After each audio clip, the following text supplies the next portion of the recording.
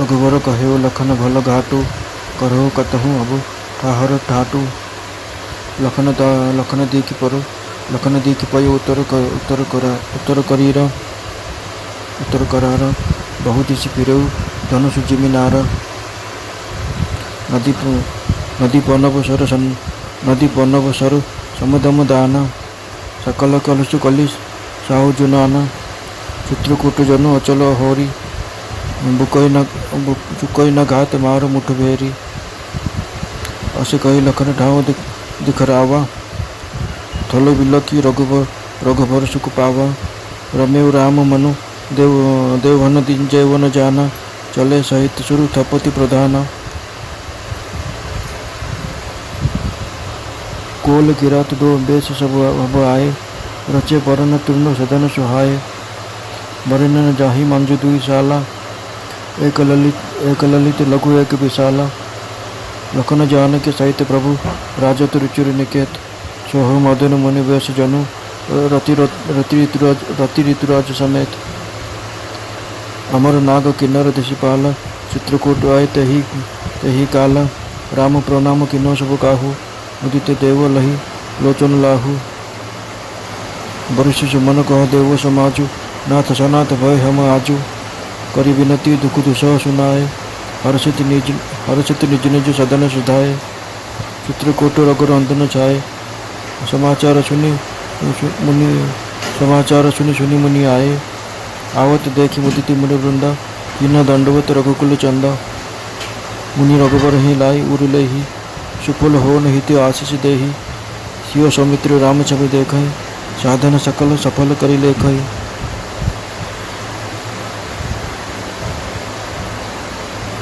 कथा जोग सनमानि प्रभु विदा किए मुनि वृंद। करहि जोग जप जाग तप निज आश्रम नहीं स्वच्छंद। यश कोल किरात न पाई हर्षे जन नव निधि घर आई। कंदमूल फल भरी भरी दोना चले रंग जन लूटन सोना। जिनमय चिन्ह देखे दो भ्राता अपरित नहीं पूछई मगु जाता। कहत सुनत रघुवीर निकाई आए सब ही देखे रघुराई।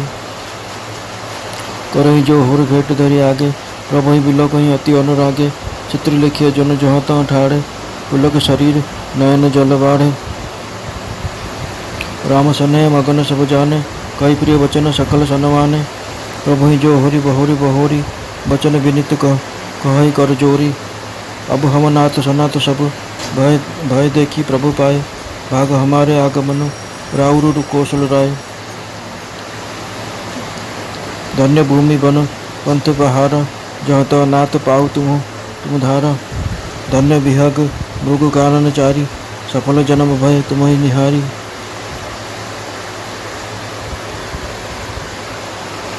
हम सब धन्य सहित परिवार दीख दरस भरि नयन तुम्हारा। कीना बास भल ठाव विचारी यहाँ सकल ऋतु सहराव सुखारी। हम सब भांति करब सेवकाई करी के हरि अहि बाग बराई। वन बेहड़ गिरी कंदर खोहा सब हमार प्रभु पग पग जोहा।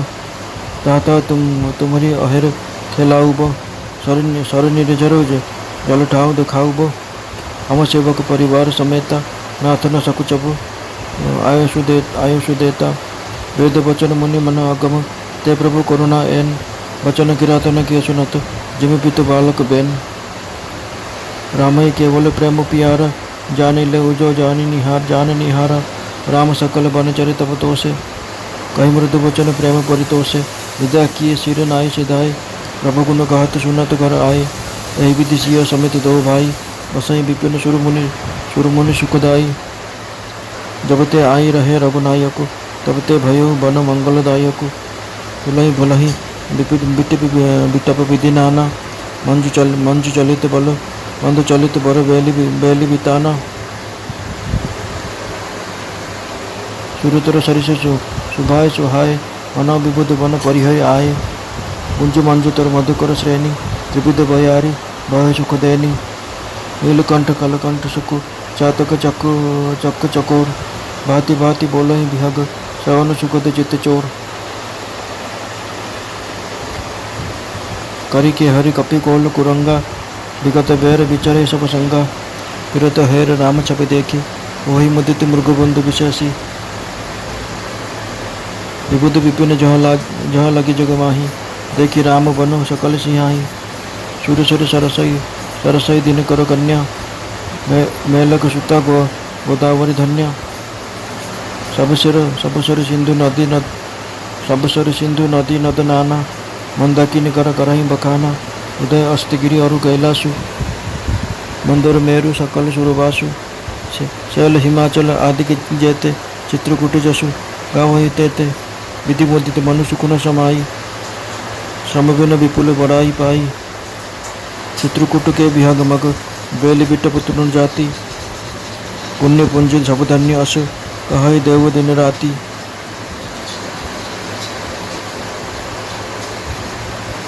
नयनवंत रघुबर ही बिलोकी, पाई जन्म फल होई विशोकी। परसि बरन रज अखर सुखारी, भय परम पद के अधिकारी। शोभन शैल सुभाय सुहावन, मंगलमय अति पावन पावन। महिमा कहिया जवनि पवन विधि दासु, सुख सागर जहाँ केन निवासु। पय पहनिधि तज अवध बिहाई, जहाँ सिय लखनु राम रहे आए। कही न सकई सुषमा जसि कानन, जो सत सहस होहि सहसानन। सो मैं बरने कह विधि के हैं, कह विधि के ही। डाबर कमठ की मंदिर लही, से वही लखनु करम मन बानी। जाई न शैलु सनहु बखानी, छिनु छिनु लखी सियो राम पद। जानी आप पर नेहु, करत न सपने लखन चितु। बंधु मातु पितु गेहू, राम संग सिय रहत सुखारी। पुर परिजन गृह श्रुति विसारी, छिनु छिनु पिय विधु बदन निहारी। प्रमोदित मनहु चक्रु कुमारी, नाहने नित चढ़त बरत बिलोकी। हर्षित रहसी दिवस जिमि को की। सिय मनु रामचरण अनुरागा, अवध सहस सम। पवन परन कुटी प्रिय प्रियतम संगा, प्रिय परिवार कुरंग विहंगा। सासु ससुर सम मुनितीय मुनिवर असुम। श्रीराम कहले लक्ष्मण, एठारे नदी घाटटी बड़ सुंदर होइछि, एही निकटरे केउंठी रहिबार व्यवस्था कर। लक्ष्मण से पयसनी नदीर उत्तर कूलर उच्च स्थान को निरीक्षण कर कहले, से उच्च स्थानटीर चतुर्दिगरे गोटे नाल धनुपरी कुटिल गति बही जाउछि। मंदाकिनी नदीटी होउछि से धनुर गुण, एवं सम दम दान होउछि बाण। कलिजुगर समस्त पाप होउछि विभिन्न लक्ष्यस्थल रूपी हिंस्र पशु। और चित्रकूट ही होउछि से निपुण शिकारी, जार लक्ष्य अव्यर्थ। और जे समूर्ख ही बाण मारी पाप ताप को दूर कर दिए।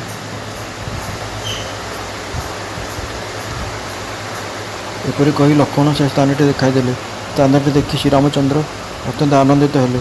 श्रीराम मन से लगी कथा जानी देवता मैंने देवशिल्पी विश्वकर्मा को साथी नहीं सेठाकू चलीगले।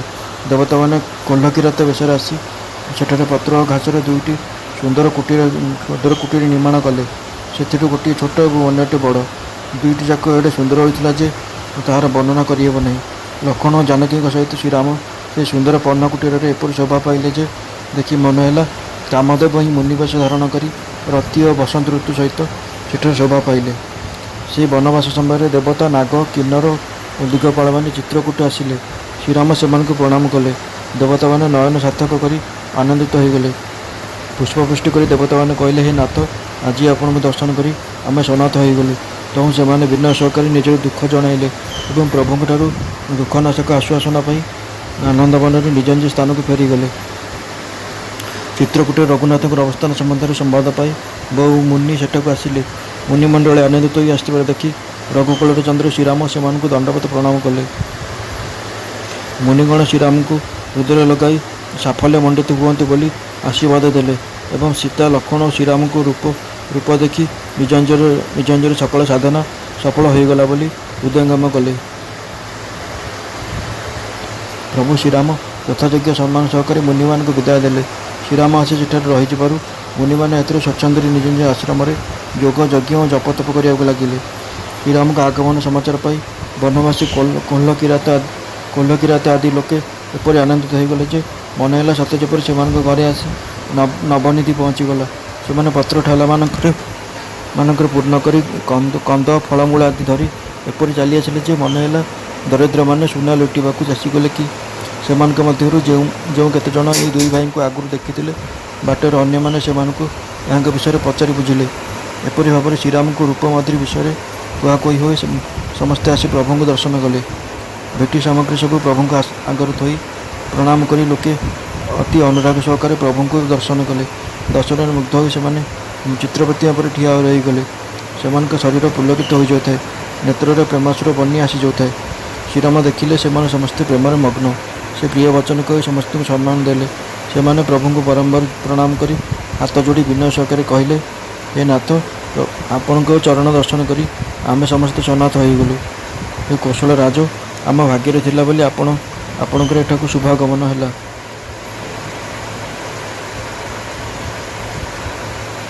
ହେ ନାଥ, ଯେଉଁଠି ଯେଉଁଠି ଆପଣଙ୍କର ପାଦ ପଡ଼ିଛି ସେହି ମାଟି, ସେହି ଭୂମି, ସେ ବଣ ପାହାଡ଼ ଧନ୍ୟ। ସେ ବଣର ପଶୁପକ୍ଷୀମାନେ ଧନ୍ୟ। ଆପଣଙ୍କୁ ଦର୍ଶନ କରି ସେମାନେ ଧନ୍ୟ ହୋଇଗଲେ। ଆମେ ମଧ୍ୟ ଆଖି ପୁରାଇ ଆପଣଙ୍କୁ ଦର୍ଶନ କରି ଧନ୍ୟ ହୋଇଗଲୁ ଏବଂ ଆମ ପରିବାର ଲୋକେ ମଧ୍ୟ ଧନ୍ୟ ହୋଇଗଲେ। ଆପଣ ବଡ଼ ସୁନ୍ଦର ସ୍ଥାନଟିଏ ବାଛି ନିବାସ କରିଛନ୍ତି। ଆପଣ ଏଠାରେ ସବୁ ଋତୁରେ ସୁଖରେ ରହିପାରିବେ।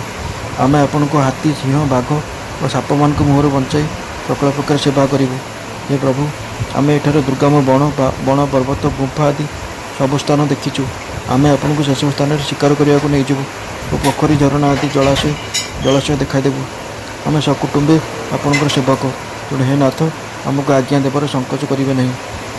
ଯେଉଁ ପ୍ରଭୁ ବେଦବଚନର ତଥା ମୁନିମାନଙ୍କ ମନର ମଧ୍ୟ ଅଗମ୍ୟ, ସେ କରୁଣାନିଧନ ଶ୍ରୀରାମ ପିତା ଛୋଟ ପିଲାର କଥା ଶୁଣିଲା ପରି ଶବରମାନଙ୍କ କଥା ଶୁଣିଲେ। ଜାଣିବାକୁ ଚାହୁଁଥିବା ଲୋକେ ଜାଣନ୍ତୁ ଯେ ଶ୍ରୀରାମ କେବଳ ପ୍ରେମକୁ ଭଲ ପାଆନ୍ତି। ଶ୍ରୀରାମ ପ୍ରେମପୂର୍ଣ୍ଣ କୋମଳ ବଚନ କହି ବନବାସୀ ଲୋକମାନଙ୍କୁ ସନ୍ତୁଷ୍ଟ କରି ବିଦାୟ ଦେଲେ। ସେମାନେ ନତମସ୍ତକ ହୋଇ ବିଦାୟ ନେଲେ ଓ ପରସ୍ପର ପ୍ରଭୁଙ୍କ ଗୁଣାନୁବାଦ କରି ଗୃହକୁ ଫେରିଲେ। ଏପରି ଭାବରେ ଦେବତା ଓ ମୁନିମାନଙ୍କର ସୁଖଦାତା ସେ ଦୁଇ ଭାଇ ସୀତାଙ୍କ ସହିତ ବନରେ ନିବାସ କଲେ। ଯେଉଁଦିନ ଶ୍ରୀ ରଘୁନାଥ ଆସି ବନରେ ରହିଲେ, ସେହିଦିନ ବନଭୂମି ମଙ୍ଗଳଦାୟକ ହୋଇଗଲା। ନାନା ଜାତିର ବୃକ୍ଷ ଫୁଲ ଫଳରେ ଭରିଗଲା। ସେମାନଙ୍କ ଉପରେ ମାଡ଼ିଥିବା ଲତାଗୁଡ଼ିକ ଘଞ୍ଚ ହୋଇ ସୁନ୍ଦର ଚାନ୍ଦୁଆ ପରି ଶୋଭା ପାଇଲା। ବୃକ୍ଷ ସବୁ ସ୍ୱାଭାବିକ ଭାବରେ କଳ୍ପବୃକ୍ଷ ପରି ସୁନ୍ଦର ହୋଇଥାନ୍ତି। ଦେଖି ମନେ ହେଉଥାଏ ସତେ ଯେପରି ସେମାନେ ଦେବତାମାନଙ୍କ ବଡ଼ ନନ୍ଦନବନ ଛାଡ଼ି ସେଠାକୁ ପଳାଇ ଆସିଛନ୍ତି। ଦଳ ଦଳ ଭ୍ରମର ଅତି ସୁନ୍ଦର ଭାବରେ ଗୁଞ୍ଜନ କରୁଥାନ୍ତି। ଶୀତଳ ସୁଖପ୍ରଦ ସୁଗନ୍ଧ ପବନ ମନ୍ଦ ମନ୍ଦ ପ୍ରବାହିତ ହେଉଥାଏ। ମୟୂର, କୋଇଲି, ଶୁଆ, ଚାତକ, ଚକର ଓ ଚକ୍ରବାକ ଆଦି ପକ୍ଷୀମାନଙ୍କର ବିବିଧ କଳରବ କର୍ଣ୍ଣକୁ ଯେପରି ମଧୁର ଲାଗିଥାଏ, ଚିତ୍ତକୁ ସେପରି ହରଣ କରିନେଉଥାଏ। ହସ୍ତୀ, ସିଂହ, ବାନର, ବରାହ, ହରିଣ ଆଦି ବିଭିନ୍ନ ପଶୁ ପରସ୍ପର ବୈରଭାବ ଛାଡ଼ି ଦେଇ ଏକତ୍ର ବିଚରଣ କରୁଥାନ୍ତି। ବଣରେ ବୁଲୁଥିବା ସମୟରେ ଶ୍ରୀରାମଙ୍କ ରୂପ ଦେଖି ପଶୁମାନେ ବିଶେଷ ଆନନ୍ଦିତ ହେଉଥାନ୍ତି। ଜଗତରେ ଥିବା ସମସ୍ତ ଦେବବନ ଶ୍ରୀରାମଙ୍କ ବନକୁ ଦେଖି ପ୍ରଶଂସା କରିଥାନ୍ତି। ଗଙ୍ଗା, ସରସ୍ୱତୀ, ସୂର୍ଯ୍ୟତନୟା, ଯମୁନା, ନର୍ମଦା, ଗୋଦାବରୀ ଆଦି ପୁଣ୍ୟତୟ ନଦୀମାନେ ଏବଂ ବିଭିନ୍ନ ସରୋବର, ସମୁଦ୍ର ତଥା ନଦନଦୀ ସମସ୍ତେ ମନ୍ଦାକିନୀ ନଦୀକୁ ପ୍ରଶଂସା କରିଥାନ୍ତି। ଉଦୟାଚଳ, ଅସ୍ତାଚଳ, କୈଳାସ, ମନ୍ଦରାଚଳ ଓ ସୁମେରୁ ଆଦି ସବୁ ଦେବନିବାସ ତଥା ହିମାଳୟ ଆଦି ପର୍ବତମାନେ ଚିତ୍ରକୂଟର ଯଶଗାନ କରୁଥାନ୍ତି। ବିନ୍ଧ୍ୟାଚଳ ବଡ଼ ଆନନ୍ଦିତ ହୋଇଥାଏ। ସେ ବିନା ପରିଶ୍ରମରେ ବିପୁଳ ସମ୍ମାନ ପାଇଯାଇଥିବାରୁ ତା ମନ ଆନନ୍ଦରେ ଉଦ୍ବେଳିତ ହୋଇଯାଉଥାଏ। ଦେବତାମାନେ କହୁଥାନ୍ତି, ଚିତ୍ରକୂଟର ପଶୁପକ୍ଷୀ, ବୃକ୍ଷଲତା, ତୃଣ ଅଙ୍କୁର ଆଦି ସମସ୍ତେ ପୁଣ୍ୟବାନ ଓ ଧନ୍ୟ। ଚକ୍ଷୁ ଥିବା ଜୀବମାନେ ଶ୍ରୀରାମଙ୍କ ଦର୍ଶନ ହେତୁ ନିଜ ନିଜ ଜୀବନକୁ ସାର୍ଥକ ଅନୁଭବ କରି ଶୋକଶୂନ୍ୟ ହୋଇଥାନ୍ତି ଏବଂ ପର୍ବତ, ବୃକ୍ଷ, ଭୂମି, ନଦୀ ଆଦି ସ୍ଥାବରମାନେ ଭଗବାନଙ୍କ ଚରଣ କମଳରେ ସ୍ପର୍ଶ ପାଇ ସୁଖୀ ହୋଇଥାନ୍ତି। ଏପରି ଭାବରେ ସମସ୍ତେ ପରମପଦର ଅଧିକାରୀ ହୋଇଗଲେ। ସେହିସବୁ ବନ ପର୍ବତ ଥିଲେ ସ୍ୱଭାବତଃ ସୁନ୍ଦର, ମଙ୍ଗଳମୟ ତଥା ଅତି ପବିତ୍ରରୁ ମଧ୍ୟ ପବିତ୍ର କରିବାର ସମର୍ଥ। ଯେଉଁଠି ସୁଖର ସାଗର ଶ୍ରୀରାମ ନିବାସ କଲେ, ସେଠାକାର ମହିମା ବା କିପରି କହିହେବ। କ୍ଷୀରସାଗର ତ୍ୟାଗ କରି ଅଯୋଧ୍ୟା ଛାଡ଼ିଦେଇ ସୀତା, ଲକ୍ଷ୍ମଣ, ଶ୍ରୀରାମ ଆସି ଯେଉଁ ବନରେ ନିବାସ କଲେ, ସେହି ବନର ପରମ ଶୋଭାକୁ ସହସ୍ର ମୁଖ ଥିବା ଲକ୍ଷ୍ମୀ ଶେଷଦେବ କହିଲେ ମଧ୍ୟ ଶେଷ କରିପାରିବେ ନାହିଁ। ମୁଁ ସେହି ଶୋଭାକୁ କିପରି ବା ବର୍ଣ୍ଣନା କରିପାରିବି? କ'ଣ ଗାଡ଼ିଆ ଭିତର କଇଁଚ ମନ୍ଦରାଚଳକୁ ଟେକି ପାରିବ? ଲକ୍ଷ୍ମଣ କାୟମାନ ବାକ୍ୟରେ ଶ୍ରୀରାମଙ୍କ ସେବାରେ ଲାଗିଥାନ୍ତି। ତାଙ୍କର ସ୍ନେହ ଓ ସ୍ୱଭାବ ବର୍ଣ୍ଣନା କରିହେବ ନାହିଁ। ଅନୁକ୍ଷଣେ ସୀତାରାମଙ୍କ ଚରଣ ଦର୍ଶନ କରି ଓ ନିଜ ପ୍ରତି ଦୁହିଁଙ୍କର ସ୍ନେହ ଅନୁଭବ କରି ଲକ୍ଷ୍ମଣ ସ୍ୱପ୍ନରେ ମଧ୍ୟ ପିତାମାତା, ଭାଇ ତଥା ଘର କଥା ମନେ ପକାଉନଥାନ୍ତି। ଅଯୋଧ୍ୟାପୁରୀ କୁଟୁମ୍ବ ଘର ବୁଲିଯାଇ ଶ୍ରୀରାମଙ୍କ ସହିତ ସୀତା ଅତ୍ୟନ୍ତ ସୁଖରେ ଥାନ୍ତି।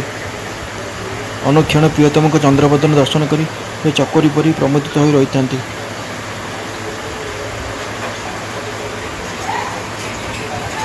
ତାଙ୍କ ପ୍ରତି ସ୍ୱାମୀଙ୍କର ପ୍ରେମ ପ୍ରତିଦିନ ବଢ଼ିଥିବାର ଦେଖି ଦିନରେ ଚକ୍ରବାକୀ ଆନନ୍ଦିତ ହେଲା ପରି ସୀତା ଆନନ୍ଦିତ ହୋଇ ରହିଥାନ୍ତି। ସୀତାଙ୍କର ମନ ମଧ୍ୟ ଶ୍ରୀରାମଙ୍କ ଚରଣରେ ଅନୁରକ୍ତ ହୋଇଥିବାରୁ ବନଭୂମି ତାଙ୍କୁ ସହସ୍ର ଅଯୋଧ୍ୟା ପରି ପ୍ରିୟ ଲାଗୁଥାଏ। ପ୍ରିୟତମ ଶ୍ରୀରାମଙ୍କ ସଙ୍ଗେ ରହିବାରୁ ସୀତାଙ୍କୁ ପର୍ଣ୍ଣକୁଟୀର ବି ପ୍ରିୟ ଲାଗୁଥାଏ। ମୃଗ ପକ୍ଷୀମାନେ ପ୍ରିୟ କୁଟୁମ୍ବ ଲୋକଙ୍କ ପରି ଲାଗୁଥାନ୍ତି।